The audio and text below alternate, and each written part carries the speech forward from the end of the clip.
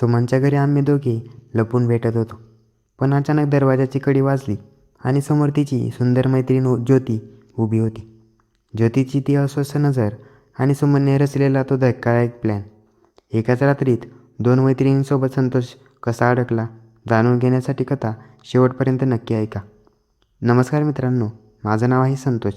आज मी तुम्हाला माझ्या आयुष्यात घडलेली एक खरी आणि अत्यंत मसालेदार घटना सांगणार आहे. माझी एक मैत्रीण होती. तिचं नाव सुमन. सुमन दिसायला अतिशय सुंदर, नखरेल आणि अत्यंत आकर्षक होती. कोणताही मुलगा तिला पाहताच क्षणी तिच्या प्रेमात पडावा असंच तिचं रूप होतं. आमचं प्रेम आणि आकर्षण इतकं वाढलं होतं की संधी मिळेल तेव्हा भेटायचो. एकदा अशीच एक संधी मिळाली. सुमनचं घर शहराच्या एका शांत आणि बागांच्या भागात होतं. त्या दिवशी तिचे आईवडील बाहेर गेले होते आणि घरी फक्त ती आणि तिचा लहान भाऊच होते. मी गुपचूप तिच्या घरी पोहोचलो. सुमनने लहान भावाला बाहेर खेळायला टोपी आणि थोडे पैसे देऊन पाठवले. त्यानंतर ती माझ्यासाठी स्वयंपाकघरात चहा बनवायला गेली. तिने स्वयंपाकघरातूनच मोठ्याने विचारलं, "संतोष, चहासोबत काय घेशील रे?" मी गालातल्या गालात हसलो आणि हसत म्हणालो, "जे काही गरमागरम असेल ते घेऊन ये." सुमन बाहेर आली, मिश्किलपणे हसली आणि म्हणाली, "थांब, चहा झाल्यावर सांगते तुला काय गरमागरम आहे ते."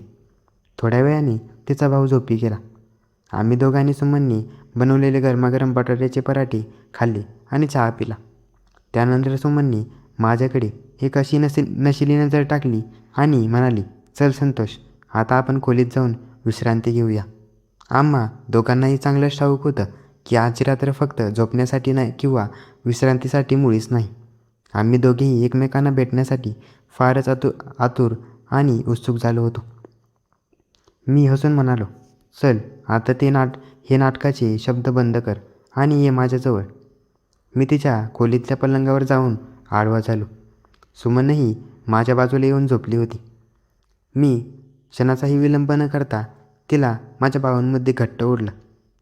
तिनेही तितक्याच उत्साहाने मला घट्ट मिठी मारली. तिच्या त्या उबदार स्पर्शाने आणि गळ्यातील मखमली वासाने माझ्या शरीरात एक वेगळीच लाट पसरली होती. आम्ही दोघे एकमेकांच्या श्वासात पूर्णपणे हरवून गेलो होतो. आमच्या श्वासांचा, ओठांचा स्पर्श आणि श्वासांची गती वाढू लागली होती. पण तितक्यातच अचानक बाहेरच्या मुख्य दरवाजावर टॉक टॉक असा आवाज आला. आम्ही दोघेही एकदम दचकलो. माझी तर बोबडीच वळली होती. शहराबाहेरच्या या घरात या वेळेला कोण आलं असेल? मी घाईघाईने कपडे नीट केले आणि दाराच्या फटीतून बाहेर डोकून पाहिलं. बाहेर सुमनची सर्वात जवळची मैत्रीण उभी होती. तिचं नाव होतं ज्योती. मी दार उघडलं आणि ज्योतीला आत बोलावलं. थोड्याच वेळात सुमनही खोलीतून बाहेर आली. तिने ज्योतीला प्रेमाने मिठी मारली आणि तिच्यासाठी चहा बनवून आणला. आम्ही तिघे हॉलमध्ये बसून गप्पा मारू लागलो. ज्योती दिसायला अतिशय देखणी आणि आकर्षकच होती. गप्पा मारताना तिची नजर वारंवार माझ्यावरच खिळलेली असायची. थोड्या वेळाने ज्योती तिथून निघून गेली. तिच्या गेल्यावर सुमनने दाराची कडी लावली, माझ्याजवळ आली आणि एक असा खुलासा केला ज्याची मी स्वप्नातही कल्पना केली नव्हती. सुमन माझ्या कानात फुसफुसली, "संतोष, ज्योती आज अचानक सहज नाही आली नव्हती. तिचा नवरा तिच्याकडे अजिबातच लक्ष देत नाही, म्हणून ती वैवाहिक आयुष्यात खूपच दुःखी आहे.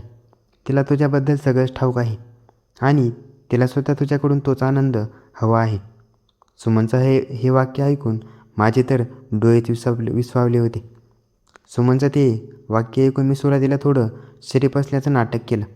मी म्हणालो, "अरे सुमन, काय बोलतेस तू? मी फक्त तुझ्यावरच प्रेम करतो.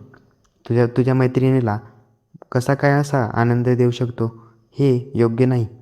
सुमनने माझ्याकडे पाहिलं, गालातल्या गालात हसली आणि म्हणाली, "संतोष, माझ्यासमोर तरी हे नाटक बंद कर. जेव्हा ज्योती दारात आली उभी होती ना, तेव्हा तुझी नजर तिच्यावरून हटत नव्हती. तू खालपासून वरपर्यंत तिलाच न्याहाळत होतास, हे मी स्पष्ट पाहिलं." तिचं हे बोलणं ऐकून माझी चोरी पकडली गेली होती. मी शांत झालो. सुमनने लगेच ज्योतीला फोन लावला आणि म्हणाली, "ज्योती, तुझं काम झालंय. आज रात्री तू आमच्याकडे जेवायलाच ये. आपण तिघी मिळून आजची रात्र साजरी करूया." तितक्याच ज्योतीने लगेच होकारच दिला होता. संध्याकाळी 7:30च्या सुमारास दारावर टॉक टॉक असा आवाज आला. सुमन स्वयंपाकघरात काम करत होती, म्हणून मी जाऊन दार उघडलं. समोर पाहतो तर काय, ज्योती उभी होती. तिला पाहून माझे होशच उडाले. तिने डार्क रंगाची फिटिंग जीन्स आणि त्यावर एक आकर्षक टॉप घातला होता. तिचे मोकळे केस सोडलेले होते आणि अंगातून एक मादक सुवास येत होता. आमच्या नजरा एकमेकात भिडल्या आणि तिने एक गोड लाजिरी स्माईल दिली. मी तिला आत बोलावलं. थोड्या वेळाने आम्ही तिघांनी मिळून जेवण केलं. जेवण झाल्यानंतर आम्ही हॉलमध्ये बसलो. टी व्हीवर एक हॉलिवूडचा चित्रपट सुरू होता. चित्रपटात अचानक एक अतिशय बोल्ड आणि रोमॅन्टिक सुरू झाला, ज्यामध्ये नायक नायिका एकमेकांच्या प्रेमात पूर्णपणे हरवूनच गेले होते. तो सीन पाहताच सुमन आणि ज्योती या दोघांनी हळूच मान फिरवली आणि माझ्याकडे पाहिलं. मी हसून विचारलं, काय झालं? तुम्ही दोघे अशा माझ्याकडे का पाहताय? सुमन मिश्किलपणे म्हणाली, तुला हे आज असंच करायचं आहे ना, म्हणून तुझ्याकडेच पाहतोय. हे बोलताच त्या दोघीही उठल्या आणि पलंगावर माझ्या दोन्ही बाजूंना येऊन बसल्या. मी मध्ये होतो आणि त्या दोघी माझ्या दोन्ही बाजूंना. ज्योतीने हळूच तिच्या नाजूक ओठांनी माझ्या गालावर स्पर्श केला, तर दुसऱ्या बाजूने सुमनने माझ्या ओठांवर चुंबन घेतलं.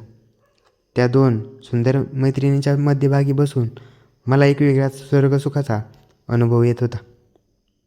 तितक्याच सुमन उठून उभी राहिली आणि ज्योतीचा हात धरत म्हणाली, घे ज्योती, आजची ही संपूर्ण रात्र संतोषला पूर्णपणे तुझ्या हवाली करत आहे. आजच्या रात्रीवर फक्त तुझाच हक्क आहे.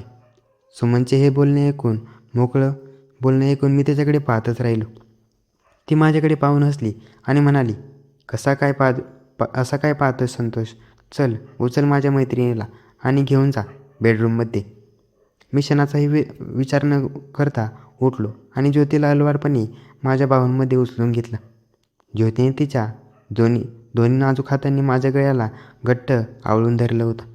मी तिला मधील पलंगावर नेऊन ठेवलं.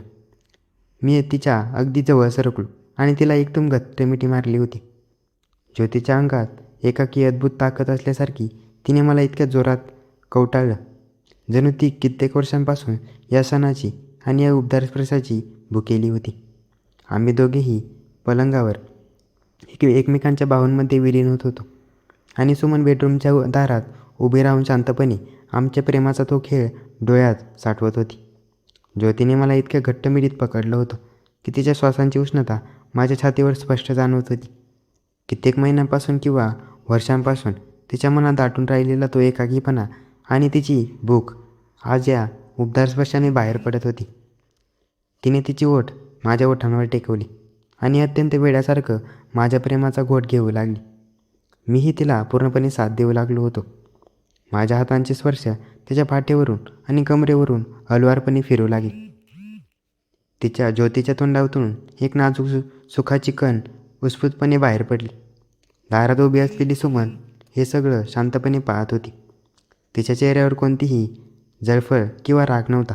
उलट आपली सर्वात जवळची मैत्रीण आज इतकी खुश आणि तृप्त होती हे पाहून तिच्या चेहऱ्यावर एक वेगळंच समाधान होतं.